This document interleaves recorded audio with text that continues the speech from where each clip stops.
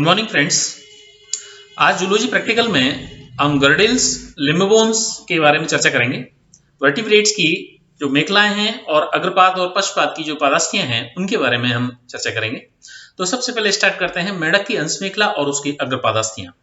कशेरुक जंतुओं में अग्रपाद और पश्चपादों के आलम्बन के लिए अंतःकंकाल में विशेष प्रकार की अस्थिर संरचनाएं पाई जाती हैं जिन्हें मेखलाएं कहते हैं। यानी अग्रपाद जहां पर वर्टिबल कॉलम से जुड़ते हैं उसे अंशमेखला और पश्चपाद जहां पर वर्टिबल कॉलम से जुड़ते हैं उसे श्रोणि मेखला कहते हैं।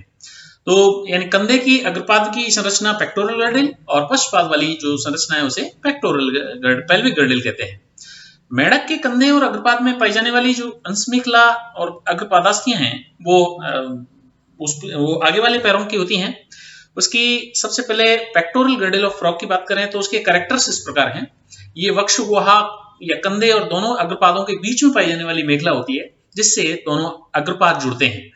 मेढक की जो अंशमेखला है वो कोमल आंतरांगों की सुरक्षा भी करती है और अग्रपादों को आलंबन प्रदान करती है। ये दो अर्धांशों की बनी हुई होती है जो स्थायी रूप से स्टर्नम से जुड़े रहते हैं। अंशमेखला के प्रत्येक अर्धांश में दो अस्थियां होती हैं जिन्हें स्केपुला और कोरोकॉइड कहते हैं। स्केपुला मेढक की जो अंशमेखला है उसके स्केपुला के ऊपर अभिवृद्धित भाग एक्सटेंडेड पार्ट सुप्रा स्केपुला भी पाया जाता है जो आयताकार होता है और चौड़ा और चपटा हो जाता है। सुप्रा स्केपुला एक छोटी और मोटी चपटी अस्थि होती है जिसका किनारा उपास्थि से बना होता है। इसका कोरोकॉइड जो भाग है वो एपिकोरोकॉइड और प्री कोरोकॉइड दो उपास्थियों से मिलकर के बना होता है। ये इसकी स्ट्रक्चर है पेक्टोरल गर्डिल ऑफ फ्रॉग जिसमें ये इसका स्टर्नम भाग है जहां पर ये दोनों पेक्टोरल गर्डिल्स आपस में जुड़ती हैं और ये है जाइफा स्टर्नम भाग और ये मीजो स्टर्नम भाग और ये कोरोकॉइड है और ये इसका स्केपुला है। ये पूरा स्केपुला और ये स्केपुला का एक्सटेंडेड पार्ट यानी सुप्रा स्केपुला और सुप्रा स्केपुला ये दोनों एक्सटेंडेड पार्ट हैं और इनका ये इसके अंदर पाई जाने वाली एक ग्लिनोइड केविटी है जिसके अंदर ह्यूमरस का सिर फिट होता है।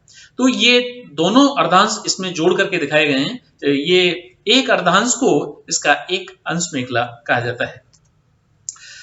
स्केपुला और कोरोकॉइड की संधि स्थल पर वो प्यालेनुमा जो गुहा का निर्माण होता है उसे ग्लिनोइड गुहा कहते हैं। उस ग्लिनोइड गुहा में अग्रपाद की जो ह्यूमरस होती है उस ह्यूमरस का सिर फिट होता है उसमें और वो 360 डिग्री पर उस गुहा के अंदर घूम सकता है। उसमें 360 तक ही घूम सकता है, वो पूरा चारों तरफ घूम सकता है।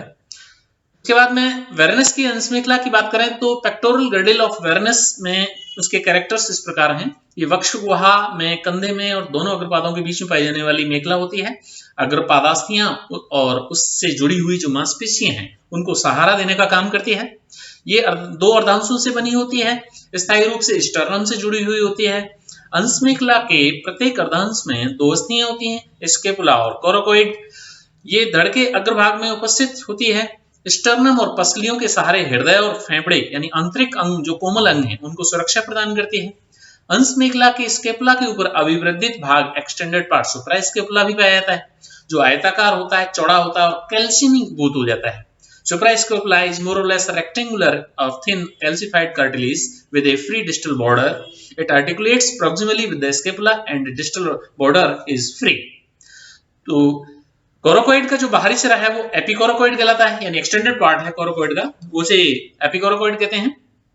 और ये कोरोकॉइड अस्थि बड़ी होती है, चपटी होती है और रंध्र युक्त होती है, सरंध्र होती है। ये आंशिक रूप से अस्थि में होती है और आंशिक रूप से उपास्थल होती है यानी पार्टली बोनी और पार्टली कार्टिलेजिनस। इसके अंदर दो फेनेस्ट्री यानी छिद्र पाए जाते हैं और इन तीनों भागों में यानी प्रोकोरोकॉइड और मिडिल में मीजोकोरोकॉइड और इनर जो है वो कोरोकॉइड प्रॉपर में विभक्त रहता है। ये कोरोकॉइड स्केपुला और कोरोकॉइड दोनों मिलकर के एक संधि करते हैं। इनके संधि स्थल पर एक प्यालेनुमा गुहा पाई जाती है। उस गुहा को ग्लिनोइड गुहा या ग्लिनोइड केविटी कहा जाता है। ग्लिनोइड गुहा के अंदर अग्रपाद की ह्यूमरस का सिर फिट रहता है वो भी 360 डिग्री पर आराम से घूम सकता है। इसके ये इसकी पेक्टोरल गर्डिल ऑफ वेरेनस है जिसमें ये एक्सटेंडेड पार्ट सुप्रा स्केपुला है, ये स्केपुला है और ये इसकी दो फेनेस्ट्री हैं। कोरोकॉइड के अंदर पाई जाने वाली फेनेस्ट्री, ये कोरोकॉइड का एक्सटेंडेड पार्ट एपिकोरोकॉइड है। ये है इसका इंटरक्लेविकल एपिस्टर्नम पार्ट और ये इसका एक्सटर्नल रिब्स हैं। जो पसलियां हैं वो पसलियां आकर के इस स्टर्नम से जुड़ती हैं। ये क्लेविकल है और ये इसका कोरोकोइड, और ये इन कोरोकोइड और स्केपुला दोनों जुड़ रहे हैं उस भाग को यहाँ पर ग्लिनोइड केविटी बना रही है। उस ग्लिनोइड केविटी के अंदर ये ह्यूमरस का सिर फिट होता है। तो इस प्रकार से ये पूरी पेक्टोरल गर्डल ऑफ वेरानस है, जिसके दो अर्धांश मिलकर के पूरी गर्डल का निर्माण करते हैं। ये एक पार्ट है उसका कि एक पार्ट में किस प्रकार से दिखाई देते हैं। वेरानस का एक अर्धांश, उसमें दोनों जो बोन हैं स्केपुला और कोरोकोइड, ये स्केपुला है और ये कोरोकोइड है। ये कोरोकोइड का एक्सटेंडेड पार्ट मेसोकोरोकोइड और एपिकोरोकोइड है। ये स्केपुला का एक्सटेंडेड पार्ट सुप्रास्केपुला है। जहां पर स्केपुला और कोरोकोइड दोनों मिल रही हैं उस स्थान पर ये ग्लिनोइड गुहा पाई जा रही है। इस ग्लिनोइड गुहा के अंदर ये ह्यूमरस का सिर फिट होता है। इस प्रकार इसके अंदर, इसके अलावा ये कोरोकोइड के अंदर दो फेनेस्ट्री यानी दो बड़े बड़े छिद्र भी पाए जाते हैं। वो रुधिर नलिकाओं के लिए, ब्लड वेसल्स के लिए निकलने के लिए रास्ते बनाते हैं। उसके बाद में आगे चलते हैं pectoral girdle of fall. Fall की जो पेक्टोरल गर्डल है वो एल के आकार की होती है, यानी उसमें दो हड्डियां एल आकार में इस प्रकार से जुड़ी रहती हैं। ये पंखों को आलंबन प्रदान करने के लिए, चूंकि फॉल एक वर्ड है इसलिए उसमें जो अग्रपाद हैं वो पंखों में रूपांतरित हो जाते हैं और उन पंखों को आलंबन प्रदान करने के लिए, सपोर्ट प्रदान करने के लिए विशेषतया इनकी जो पेक्टोरल गर्डल है वो मॉडिफाई हो जाती है।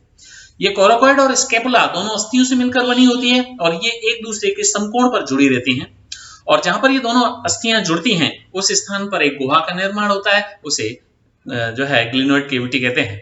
कोरोकोइड एक छोटी दृढ़ और छड़ाकार अस्थि होती है। इसके दूसरे सिरे पर स्टर्नम से संधि करने के लिए एक संधि तल या कोरोकोइड खांच या ग्रूव पाई जाती है, जबकि दूसरे सिरे पर हुक के समान एक्रोकोरोकोइड प्रवर्ध या प्रोसेस पाया जाता है। ये प्रवर्ध ग्लिनोइड गुहा से भी आगे निकल जाता है। स्केपुला जो होती है वो एक तलवार के नुमा अस्थि होती है, इसके अग्र सिरे पर एक्रोमियन प्रवर्ध पाया जाता है। ग्लिनोइड गुहा में अग्रपाद की ह्यूमरस का सिर फिट होता है जो आराम से उसमें घूम सकता है। ये इसका डायग्राम है जिसमें ये वाला ये पेक्टोरल गर्डल ऑफ फॉल, जिसमें ये स्केपुला और ये कोरोकोइड। तो कोरोकोइड का जो भाग है ये इन दोनों संधि स्थल जहां पर जुड़ते हैं उस भाग पर ग्लिनोइड केविटी बनती है। ये ग्लिनोइड केविटी से भी बाहर उभरा हुआ भाग इसमें पाया जाता है, इसे एक्रोकोरोकोइड प्रोसेस कहते हैं। और उसके बाद ये कोरोकोइड और स्केपुलर ट्यूबरकिल है इसमें, और ये दोनों एल आकार की यानी समकोण पर एक दूसरे से जुड़ी हुई हैं। ये इसका डायग्राम है और ये इसका रियल फिगर है, रियल फोटोग्राफ है, क्योंकि इस किस प्रकार से वो दिखती है। ये इसका कोरोकोइड भाग हो गया और ये हो गया इसका स्केपुला। ये इसके साथ में ये फर्क्यूला बोन भी पाई जाती है। फर्क्यूला बोन जिसे मैरीथॉट बोन या विश्वबोन भी कहा जाता है, ये पक्षियों में पाई जाती है ये, और उसका कैरेक्टरिस्टिक फीचर होता है। पक्षियों के अंतःकंकाल में पेक्टोरल गर्डल कहां जुड़ी हुई होती है ये इसमें चित्र में दिखाया गया है। ये इसका ये अग्र भाग है जो पंखों में बदल गया है, ये इसका वर्टिब्रल कॉलम है, ये इसका कोरोकोइड और ये इसका स्केपुला, ये दोनों जुड़ करके यहाँ पर इसका ह्यूमरस का सिर फिट हो रहा है इसके ग्लिनोइड गुहा के अंदर। इस प्रकार से ये फिट होती है। एल आकार की है ये एल आकार की पेक्टोरल गर्डल इसके अंदर इस जगह पर यानी कंधे वाले स्थान पर पाई जाती है। उसके बाद जो फर्क्यूला है वो फर्क्यूला बहुत ही इंपॉर्टेंट बोन होती है बर्ड्स के अंदर। दोनों क्लेविकल परस्पर मिलकर के यू या वी आकार का फर्क्यूला बनाती हैं। इस फर्क्यूला को मैरीथॉट बोन या विश्वबोन भी कहा जाता है। ये क्लेविकल और इंटरक्लेविकल अस्थियों के फ्यूजन से बनते हैं, समेकन से बनते हैं। इनके बीच में एक फोरामेन ट्रायोसियम नामक छिद्र पाया जाता है। इसका स्वतंत्र सिरा जो है वो स्टर्नम की मेनुब्रियम से जुड़ा रहता है। ये इसका दूसरा एक चित्र है जिसमें ये फर्क्यूला बोन कहां जुड़ती है वो इसमें दिखाया गया है। फोरामेन ट्रायोसम इसके अंदर ये इसका जुड़ता है। ये राइट क्लेविकल है, ये लेफ्ट क्लेविकल है, दोनों मिलकर के यहाँ इंटर क्लेविकल पर जुड़ती हैं। ये फर्क्यूला बोन है जो वी आकार की होती है। उसके बाद में आगे चलते हैं खरगोश की अंश मेखला, पेक्टोरल गर्डल ऑफ रैबिट्स।